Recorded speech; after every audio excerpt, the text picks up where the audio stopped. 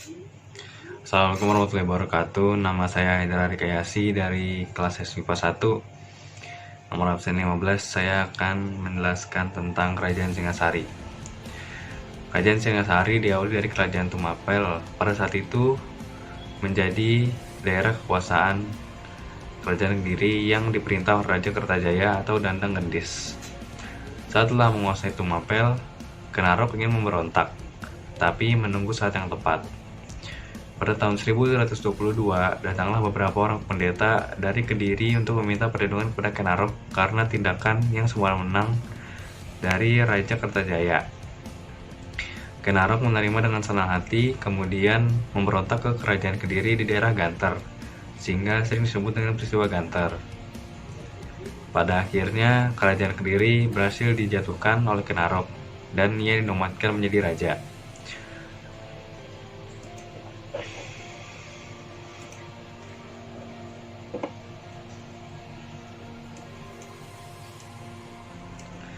Seluruh kerajaan Mekarsari sendiri disatukan dengan Tumapel yang kemudian disebut Kerajaan Singasari. Pusat kerajaan dipindahkan di bagian timur, di sebelah Gunung Arjuna. Setelah naik tahta, Kenarok bergelar Sri Rangga Rajasa Batara Sang Amurwa Bumi, dialah pendiri dinasti Rajasa atau Girindrawangsa. Kenarok memerintah selama 5 tahun, yaitu tahun 1222 hingga 1227.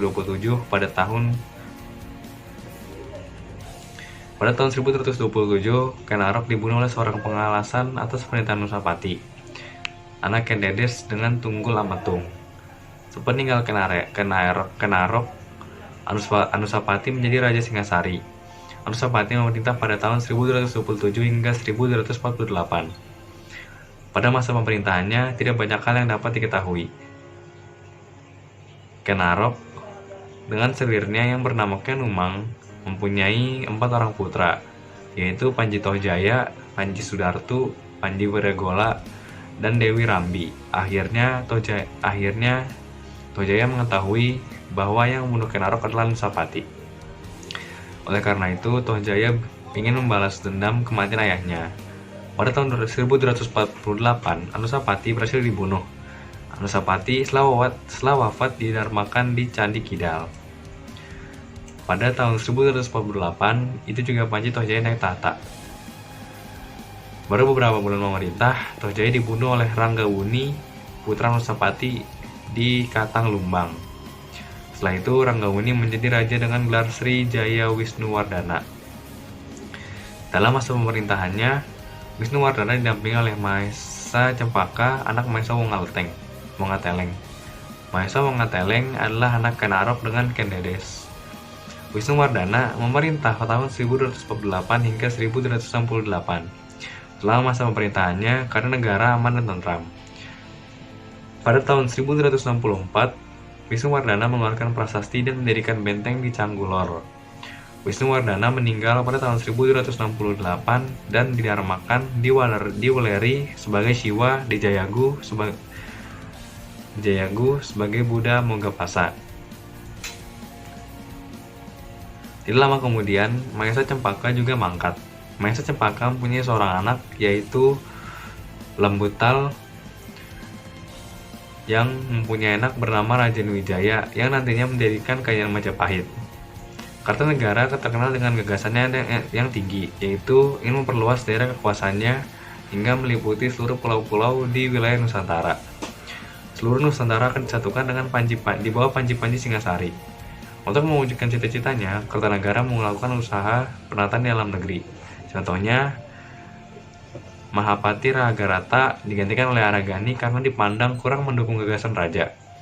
Agar tidak kecewa, Raganata diangkat menjadi Adiyaka atau wakil raja di Tumapel.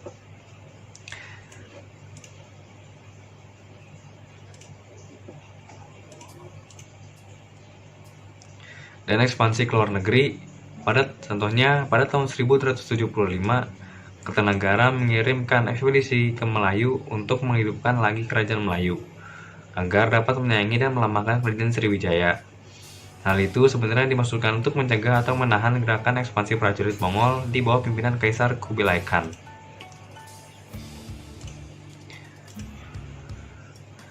Peninggalan kebudayaan kerajaan Singasari antara lain berupa prasasti, candi, dan patung.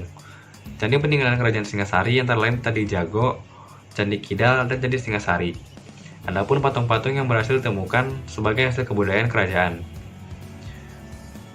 antara lain patung Kendede sebagai Dewi Prana Paramita, lambang Dewi Kesuburan, dan patung Kertanegara sebagai Amogapasa. Rakyat Singasari mengalami pasang surut kehidupan sejak zaman Kenarok sampai masa pemerintahan Wisnuwardana. Pada masa-masa pemerintahan Kenarok, kehidupan sosial masyarakat sangat terjamin. Akan tetapi, masa pemerintahan Anusapati, kehidupan masyarakat mulai terabaikan. Hal itu disebabkan karena raja sangat gemar menyambung ayam sehingga melupakan pembangunan kerajaan. Keadaan rakyat Singasari berangsur-angsur mulai membaik setelah Wisnuwardana naik takhta Singasari. Kemakmuran makin dapat dirasakan rakyat Singasari setelah Kartanagara menjadi raja. Pada masa pemerintahan Kertanegara, kerajaan dibangun dengan baik. Cita-cita Kertanegara ingin menyatukan seluruh wilayah Nusantara di bawah naungan Singasari tercapai juga, walaupun belum sempurna. Daerah kekuasaannya meliputi Jawa, Madura, Bali, Nusa Tenggara, Melayu, Semenanjung Malaka, Kalimantan, Sulawesi, dan Maluku. Bersama dengan usaha Kertanegara untuk memperluas daerah kekuasaan, Kekaisaran Mongol yang dipimpin oleh Kubilai Khan juga sedang melakukan ekspedisi ke arah selatan, yaitu ke kawasan Asia Tenggara. Kubilai Khan mengirimkan beberapa kali utusan ke Singasari untuk meminta Raja Kertanegara mengakui kekuasaannya.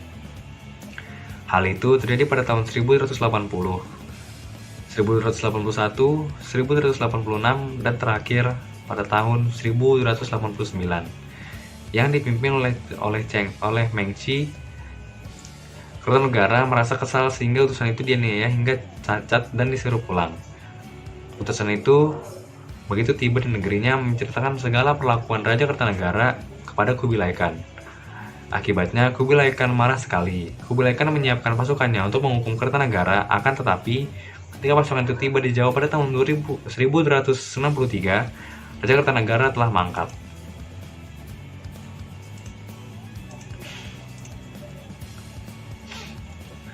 Sebenarnya, Jaya Katuang sebagai raja kecil dari Kediri selalu tunduk dan taat kepada Raja Kertanegara. Akan tetapi, Jaya Katuang telah dihasut oleh patihnya untuk membalas kematian buyutnya yang dibunuh oleh buyut Kertanegara yang di Kenarok. Di samping itu, Jaya Katuang juga dibujuk oleh Wiraraja dari Madura untuk memberontak terhadap Singasari agar dapat membangun kembali kerajaan Kediri seperti dahulu. Oleh karena itu, hastan dan bujukan itu akhirnya termakan juga oleh Jaya Katuang. Oleh karena itu, Jaya Katuang segera mempersiapkan sejumlah besar prajurit dan persenjataannya. Saat yang tepat untuk menaklukkan Singasari telah tiba. Pada saat itu, sebagian besar prajurit Singasari dikirim ke luar Jawa, sehingga pertahanan di sana melemah. Selain itu, Kertanegara juga sedang berkonflik dengan Kubilai Khan. Oleh karena itu, tepatlah saatnya untuk menyerbu Singasari. Kerajaan Singasari diserbu dari dua jurusan, yakni utara dan selatan, sehingga tidak mampu menanggulanginya.